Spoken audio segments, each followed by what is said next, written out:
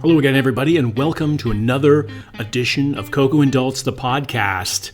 We review movies and stuff, and our motto is real people, real reviews. But real reviews is R-E-E-L. What? I know, because people are following along and they're like, how is that spelled, Adults? That's clever. That is clever. Oh, by the way, I'm not Coco. And I'm not Daltz. And so tell me, Coco, what exactly have we been doing for the past 90 days, it seemed like? Well, you are in luck, listener, because today is part one of a 3-part special mini-series devoted to the Star Wars trilogies. What? Yes. Oh, I wish I'd have studied for this. We have a trilogy of podcasts coming to you about a trilogy of trilogies.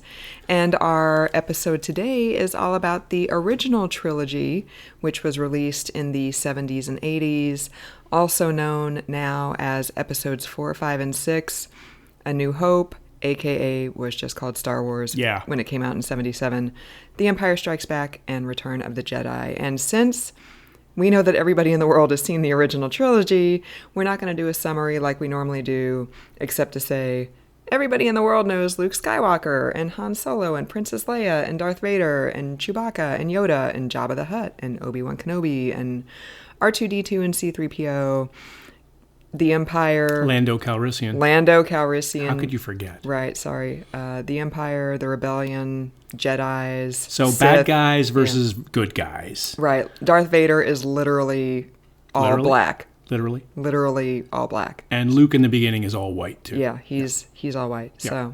So we're here to talk about the trilogy because we want to delve deeply into it. We want to talk about the Jungian aspects of... The Jungian archetypes that... Well, we should also mention that today is devoted to the original trilogy. There will be references to the prequel trilogy and the Disney trilogy, but we're focusing mainly on the original trilogy, which, spoiler alert, is the best trilogy. So it's Star Wars, Empire Strikes Back, and Return of the Jedi, as you mentioned. And so Star Wars originally was the movie that came out in 1977. George Lucas wrote, directed, and all sorts of funny business. He did the whole thing. And it turned out to be a huge, amazing, blockbuster, boffo tale. So it was like the... is understandable because it's awesome. And it is very good. Like, so when we rewatched all these, we rewatched all 3 of the trilogies. We've pounded 9 Star Wars movies in like 5 days. And I'm going a little cross-eyed, I gotta tell you. Because Star Wars is more of Coco's thing than it is my thing, and I'm trying to earn valuable relationship points, but at the same time, it's a lot of bum sitting watching lasers. We originally were just going to watch the original trilogy, and then Dalt said, well, I've never seen the prequel trilogy, so let's watch that. And then I was like, why don't we just finish it off? Right. And, you know. So we're here to talk about the original trilogy. I interrupted. 77, and then Empire Strikes Back came in 80, and then Return of the Ewoks came back in 1983, and that was wrapping up the trilogy. So first one, Star Wars, whatever you want to call it, A New Hope. Great little story. Acting is irregular. The original special effects, I like. So we watched the recalibrated, refashioned, remastered version that Disney has on now on Disney Plus. So everything is looking really good. There's CGI and everything like that. But originally, you could see like Luke's land speeder kind of, bumping along, and the green screen behind it kind of moving a little bit. And then when they did the original, a long time ago in a galaxy far, far away, and then when they did the original crawl at the beginning, you could see the letters sort of waving a little bit as they were fading into the background. Now everything looks locked down and it's all good. And it's a classic good versus evil story, and obviously good triumphs over evil. And it was made to be one movie, right? It was made to be a self-contained, this is going to just be something I want to do, says George Lucas.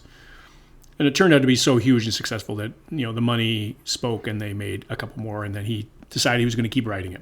So anyway, great story. Like I said, not the best acting in the world. The dialogue is a little cheesy, but knowing that Lucas modeled a lot of this. He originally wanted to do some Flash Gordon remakes, and they wouldn't license it to him. So he said, I'll make my own space opera, quote unquote.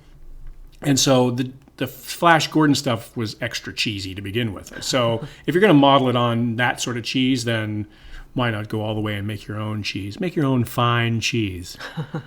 See, I didn't find the dialogue as cheesy in the original trilogy as it was in the prequel trilogy. Yeah. Like, maybe it's because the second and third movies were not written entirely by him, but even in the first movie, I didn't feel it was as egregious as it was in the prequel trilogy. Now, maybe that's just because, like, the first movie is so beloved. Right. That and it is what it is too. It's like yeah. not setting itself up to be any sort of deep message movie. It's just Right. it's just an adventure. Right. So maybe it's because, like, I've seen the first movie so many times and I'm just immune to the cheese, whereas with the prequel movies, even though I've seen a lot of them as well, like, it's just so glaringly obvious how bad the dialogue is in those movies. Like, I don't know. The first trilogy is just so Iconic. good and on so many levels. Yeah. Like, it's easy to overlook the flaws. Yeah, I would agree with that. And by far, I think the best trilogy of the three. We've seen all three trilogies. We haven't rewatched the last one in the Rise sequel, of Skywalker. the sequel trilogy. We haven't rewatched that, but I remember seeing it the first time around. And so it's definitely better. And the chemistry with Skywalker and Han Solo and Princess Leia and Chewbacca and C-3PO and R2-D2, that was all so new and fresh that it works really well, and everybody's like all kind of picking at each other, but they all love each other. It's very much like a family.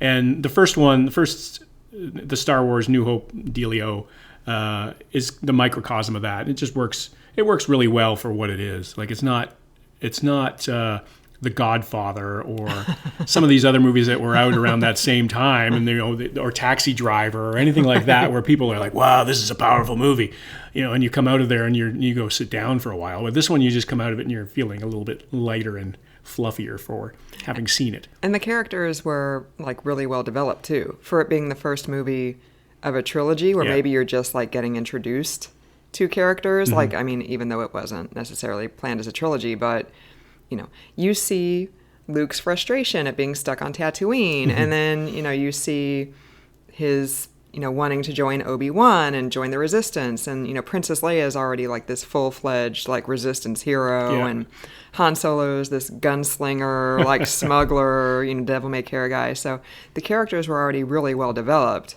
and yeah, their chemistry with each other was just off the charts, and it worked on so many levels. And yeah, and also that's because they were fleshed out pretty well, even though it was supposed to be one movie, it works for a sequel. Like, you wanted to know more about these characters, and I wanted to see Han Solo. Like, when I watched Star Wars and Empire Strikes Back when I was a kid, I was like, this is my kind of hero. Like, he wasn't like the all polished, shiny, superhero. Like, Superman came out around the same time, and like Superman's impossibly perfect. Right. Like, and this is a guy I could relate to, he Right. was walking around with a talking carpet and everything like that. Like, I thought that was pretty great, the whole aspect of that. And so let's move on to Empire Strikes Back and talk about that a little bit too. Like, that has been regarded as probably the best of all the Star Wars movies. I can see that. You agree with that? Yeah. I mean, depending on the day, I would put that or A New Hope at number one. Oh, yeah. And whichever one isn't number one would be number two, because they're both so good. Yeah. Like, it's nonstop action, really, but it's not overwhelming nonstop action like The Rise of Skywalker was. Like, The Rise of Skywalker, there was just, like, no time to breathe. It's like chase scene, more chase scenes. Like, the first 45 minutes, I was just like, what's going on? It's like I've got whiplash. And this is nonstop action. It's action-packed, too, but not in an overwhelming way. And you get more of the interplay between Vader and Luke, and more about what's motivating Vader. You get that iconic "I am your father" scene. You get the iconic lightsaber duel between Vader and Luke at the end. Like, it's a pretty perfect movie as far as this goes. And Yoda's introduced, and freaking everybody loves Yoda. Like, yeah. And the conflict that Luke Skywalker faces in terms of, am I going to be a good Jedi, and how can I do this? And with Yoda, that whole aspect of questioning himself and existentialism, and there's a lot of depth in that second movie. And you have they have the buddy factor with Han Solo going out to rescue Luke in the snow and everything like that from the Abominable Snowman from the Santa Claus stop action movies from my youth. But there's a lot of really good things about that, and having seen all of these movies, I would say that it's probably my favorite. Star Wars is good because it was pioneering at its time. It was revolutionary. It was a bubble gum kind of movie. And in those days, there weren't a lot of those movies out there. They were mostly TV serials and stuff like that. They were in that sort of form. So I would say, I would agree with you, but I would say probably more so Empire Strikes Back would be my favorite, just because I like the temptation factor of, was Luke going to go to the dark side, and and there's more depth about this story about Darth Vader and what's he all about, and the fact that Han Solo gets frozen in the carbon and gets taken away by who I thought was one of the coolest characters in the whole franchise was Boba Fett. He was always the guy that I wanted to see more about, and now of course with the Mandalorian out there, that appeals to me in terms of that kind of character. And there's another iconic moment right then when he's about to be frozen and Leia goes, "I love you," and he goes, "I know." That is so iconic. Well, that's me and you when I'm like, you're leaving for work and I go, "I love you," and you're like, "Yeah, I know." I'm like, "No, you don't." I'm like, "I'm off to work. Yeah. I'll be back. You'll be here when I get back."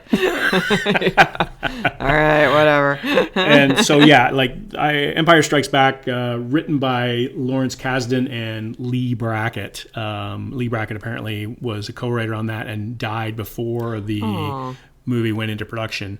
And so Kasdan, in other words, George Lucas did not write that. The story is still by him. The characters are still by him. But he's not directing, and he's not credited with screenplay in that. And it's the best movie of the bunch. So, I wonder how much that says there. And any other thoughts on Empire Strikes Back? I mean, it's an iconic movie. Yeah, no, I mean, the trilogy, I know your thoughts on Return of the Jedi. Like, you have I want to get to that one. You have it way down on your list of, ranking 1 through 9, what's best and what's worst. But everything just flows well, Like, you have the story in 1 leads to the story in 2, which directly leads to the story. I mean, 1 can definitely stand alone. Yeah. And then 2 and 3 are more, dependent on each other. Right. But it's not like, oh, now we're in Empire Strikes Back, but what happened? Everything just flows together seamlessly. It felt natural. Like it wasn't a stretch, really. Yeah, the only thing I would say that Empire Strikes Back has over A New Hope for me is the beginning of A New Hope. Once you get 3PO and R2 off the ship and they crash land on Tatooine, until they get found by Luke and Uncle Owen, it's a little bit draggy. Oh yeah. They're going through the desert and they get kidnapped by the Sand People, and it's the same thing with Return of the Jedi. The beginning where Luke is rescuing Han and Leia and 3PO and R2 from Jabba the Hutt, that's a little bit draggy for me. Even though you hate Jabba the Hutt and you want Han to be broken out, and Boba Fett gets eaten by the Sarlacc, even though it's which is probably still being digested, by the way. Right, that's true. Even though it's a rescue operation and it has to be done because Empire Strikes Back ended on that cliffhanger, it's still just a little bit draggy to me, but otherwise, I like the stories. Yeah, and the one negative I would say about The Empire Strikes Back, it feels like a bridge movie in a trilogy, so it feels like it's, we know there's another movie coming. We have to entertain you with some sort of resolution, but we can't give everything away, so we're going to leave something at the end. So that's why Han Solo is still in carbonite and frozen in time, and there are other aspects of that movie that you're still like, well, what's happening next? Well, it's the best possible kind of bridge movie, though, because I would agree with a lot of times, it's very easy to write a beginning and it's very easy to write an ending, but how you get from the beginning to the end tends to, it can not be good. And we've seen that with the Disney trilogy. So we're going to talk about those. And a little bit to a lesser extent, the prequel trilogy, although Attack of the Clones is much better than The Last Jedi. But anyways, so it's a middle, but it's a really, really, really good middle. Yeah. Even though it's servicing into a third movie, it doesn't feel like we just have to get through all this stuff to get to a third movie. And it also doesn't feel, having said that, and I know I'm criticizing it for feeling like a middle movie, but it doesn't. You could watch just The Empire Strikes Back and you'd be fine. Yeah. You know, I mean, you might be like, oh, I wonder what happened to Han, but it's a self-contained. It's like the idea of some of these movies is you don't want to make them, 6.5, 7 hours that you've got to watch every little bit in order. Like that's what I feel like with the prequel trilogies and the sequel trilogies, to use my correct nomenclature here. Like they all feel like they should be consumed very close one after the other, or streaming, what have you, that we're into now. Whereas it would be nice to have movies that come out. It's like, yeah, that was good. Like, not to drop a completely incongruous reference, but like Lethal Weapon. Like all those sequels, you could just watch one of them and you're fine. Totally. You know what I mean? Like you don't need to watch all of them. You don't need to start at number 1 and go all the way through to number 7 or whatever they're up to. Because in every movie they're like, we're too old for this. Yeah, exactly. Yeah. And then Joe Pesci shows up and complains about the drive-thru. Yeah, ruins everything. Just like the Ewoks. So Return of the Jedi. Speaking of the Ewoks, Return of the Jedi is one of my least favorite Star Wars franchise movies because of the Ewoks. Where would you put it, ranking 1 through 9, 1 being the best, 9 being the worst, where would you put Return of the Jedi in the Star Wars canon? So right now, probably number 8. Wow. 7 or 8. I think we all know what number 9 is. And I had only seen, so one of the purposes of us doing this was I'd never seen the prequel trilogies. So Coco says to me, hey, let's do that. And like she said earlier, we needed to wrap the whole thing up and go from beginning to end. So I won't go into too much about the whole Jar Jar Binks situation. We're going to talk a lot about Jar Jar when we do the prequel trilogy podcast. But Jar Jar, so the Ewoks did to Return of the Jedi what Jar Jar Binks did to that movie. And that just was, I was out. Like, wow. The angry teddy bears were, so here's what happened. So as many people know, George Lucas took a lower directing salary on the franchise in order to get it done. But as part of that deal, in order to get the movie done, but as part of that deal, he said, I'm taking 100% of the merchandising rights. Which is a pretty sweet deal. Which is a savvy, smart idea in hindsight. Like if the movie tanks and he doesn't get anything out of it, then it's not a smart deal. But so I was reading something about how the merchandise rights to this date are worth billions of dollars or something like that. So he's made all that money. So what my theory is, by the time he got to the third movie was, I need more merchandise. Mm-hmm. And I need the kids to buy the merchandise. I don't want the fanboys who are 15 years old buying Luke Skywalker statues. We got that money. I need to break into another market. So I'm going to have angry teddy bears as the downtrodden and underdog element of the movie. So that's what happens. So they support Han and Leia and Luke, and they're there to help out with their home fashion slingshots and rock catapults and stuff like that. So it just put me off that movie. The storyline was pretty good otherwise. I mean, there's a lot of resolution there. Han comes out of the carbonite or whatever it was, and the suspended animation, and we see a lot of interaction with Leia, and there's a lot of resolution with Luke and Vader, obviously. But I liked that part of it, but just every time the Ewoks showed up, I was like, yeah, no. Like, this feels like a Muppet movie all of a sudden. What are we doing? See, I don't mind the Ewoks as much, but that's because that movie came out when I was like 6 or 7 years old. And so I was right in the Ewok demographic. Yeah. So they don't bother me, and also they don't seem as egregiously racist as Jar Jar. Well, no, yeah, you're absolutely right. So they don't really bother me. Like Return of the Jedi for me, I would probably put it at like number 4 on my list of like 1 through 9. Like it's still. So I'm sleeping on the couch tonight, is what you're saying? Well, after a year of me sleeping on the couch, like I think it's your turn. And in the show notes, we'll explain what that means. Part of that is the reason why we just took a hiatus. So thank you for tuning back in. So Lawrence Kasdan also wrote Return of the Jedi, co-wrote with George Lucas. And George did the story, and it was not directed by either one of those guys. So like it's definitely the trend here is in the first sequel, the first trilogy, is don't let George do anything other than just provide the story. There's probably a reason why the original trilogy is the best trilogy, because his fingers weren't directly in the pie at all times. And so we're going to see that with the prequel trilogy. We're going to get to that, but again, we run into some problems with the first one, which is all George all the time. But Return of the Jedi, it was good. It was fine. So where would you rank this trilogy? You said is the best. Oh yeah, right? This is by far the best of the three for sure. And why would you say that? Just consistently, it's good. Mm-hmm. Like in the prequel trilogy, there's one movie that is just absolute trash. Yeah. And then the other two movies are mediocre to good. Mm-hmm. And then in the Disney trilogy, you've got one movie that's really good, one movie that's just okay, and then one movie that is on a good day, I'm disappointed. On a bad day, I hate this movie. So of the three trilogies, the original trilogy is the one that is most consistently good.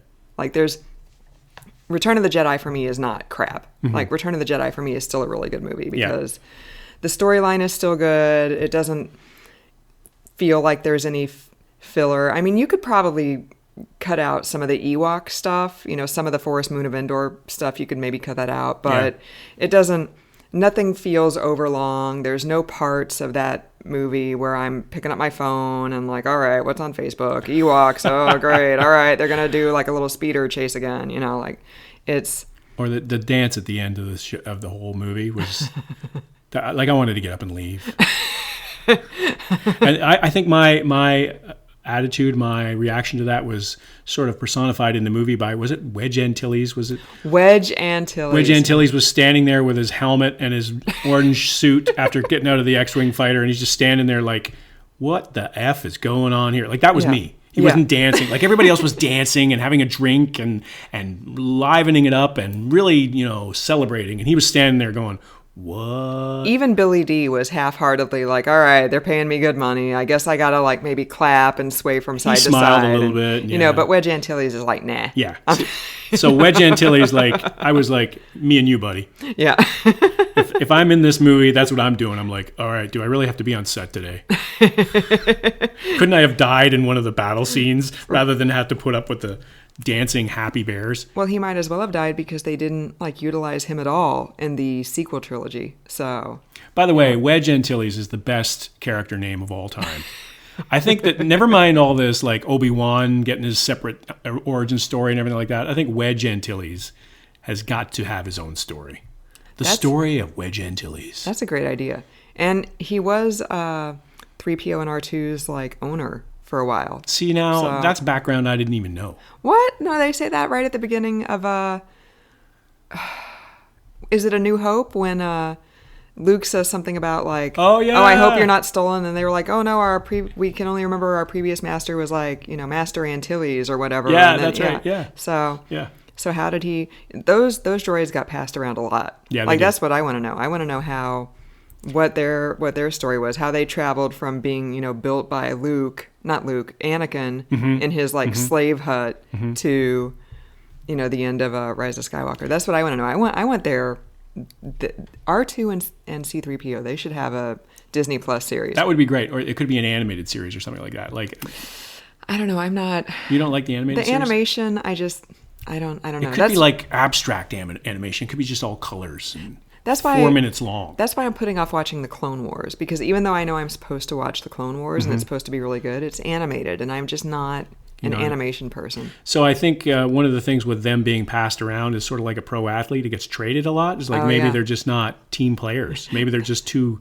I always think of when I see C-3PO and R2-D2, I think of the classic comedy of Laurel and Hardy or something like that. Oh, yeah. It's this is another fine mess you've gotten me into. Like that kind of thing. And maybe it gets tired after a while, and they're like, okay, you guys, you go over there somewhere. Yeah.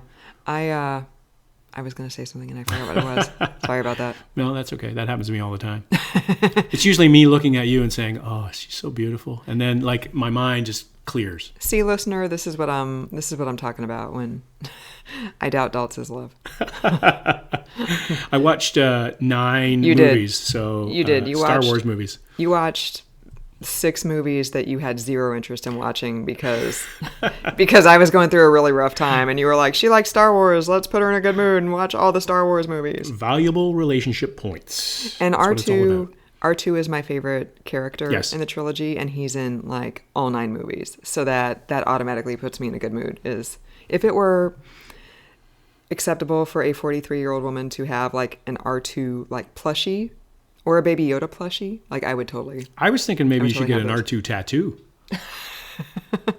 Get like on your arm or something like that. Is that or something? or on the back of your neck. Is that? Can you imagine me like going to teach a yoga class and I'm in a tank top and I've got this gigantic like R2 tat like on my forearm? You know what? Like, It would be a conversation starter, I bet. It totally would. And R2 is, well, no, R2 is not very yoga. Like Yoda or Obi-Wan would be like a yoga tat, but Yeah. R2 is not very. He's not Yoda at all. No. Yoga at all. No, definitely not. So, but Yeah. he's still awesome. He's still R2D2. He's still R2D2. Yeah. So, so trilogy as a whole, what Trilogy as a whole, based on what I've seen of the other trilogies, which is all of them, I would say, I would put this neck and neck with the prequel trilogy. So that is controversial, I know, but we're going to get to the prequel trilogy in our next podcast.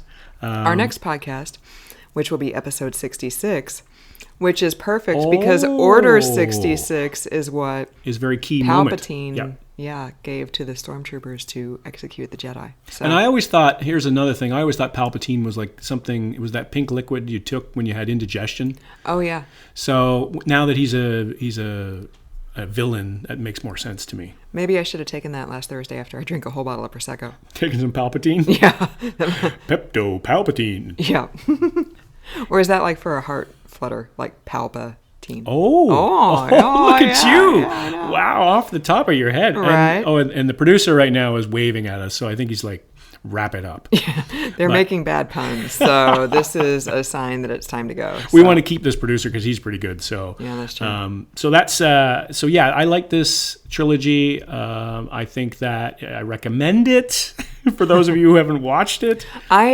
As far as I'm aware, I know exactly one person who has never seen the original trilogy, and he's my age, and he's kind of like purposely avoided it Really? just to be a contrarian. Oh. But he still knows Luke Skywalker and Han Solo Yeah. and Princess Leia and Jabba the Hutt and C-3PO and R2D. Like he still knows. He knows what happens because you can't be alive Right. and not know what happens in the original trilogy. But he's just a contrarian, so he hasn't watched it. So hi, Derek. I would recommend that you not watch the last 10 minutes of Return of the Jedi, and then you'll be fine. Because you don't, because the of whole dancing angry bears thing. Just like even some of it totally detracted from the severity of the battle when they were like doing backflips and they were going, wah! Like doing that R2D2 scream, and it just was, it kind of was like, is this war or is this cartoons? Because they're dying, they're actually getting killed, but Right, and yet and then- it was funny. So it was a kind of an odd paradox there to me. I was a little put off, as listener might have been able to tell by now. Right, which is why Daltz is putting it at 7 or 8 out of 9, which is stunning because the quality of the franchise goes precipitously downhill after 1983. So Well, as we get to the next trilogy, you'll find out what I ranked as the number 9 movie, but I think you can probably infer from our comments what it is. I think if you're alive, you know what we're probably going to rank at number 9. For me, what Daltz ranks as number 9, for me that might be number 8. Like that and something from the Disney trilogy are like neck and neck for 8 and 9. So, listener, that is the definition of a cliffhanger right there. So you have to Right. tune into our next podcast on this to find out where Coco and I differ. And you can tune in on Apple Podcasts, Stitcher, Spotify, Pandora, TuneIn, YouTube, Google Play, Skywriting. I think we might be somewhere else, but I can't remember where.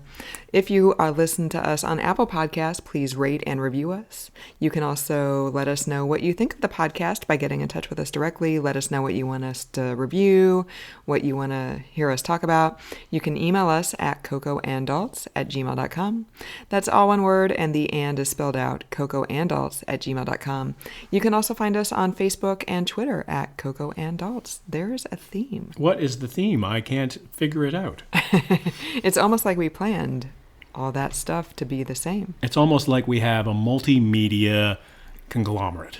We're a multimedia empire. Ooh. Does that make you Palpatine and me Vader, or am I Palpatine and you're Vader? Oh, so what character are we in the Star Wars universe? Right.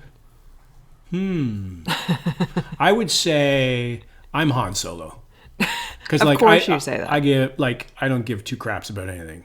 It's like, why am I even in this movie? I should be making Indiana Jones and Blade Runner instead. There's a reason why Harrison Ford told the directors of the Disney trilogy that I will only do the first movie if you give me $50 million and kill me off, so I never have to do this ever again. You know? Well, 75-year-old Han Solo, it just doesn't cut it at a certain point. But that's still the best movie of that trilogy. But we digress. Okay. We're not going to talk about anything anymore. I think the producer has left the booth, actually. So Right. So for another week, I'm Not Daltz. And make sure to tune in to our next episode where we talk about the prequel trilogy. I'm Not Coco.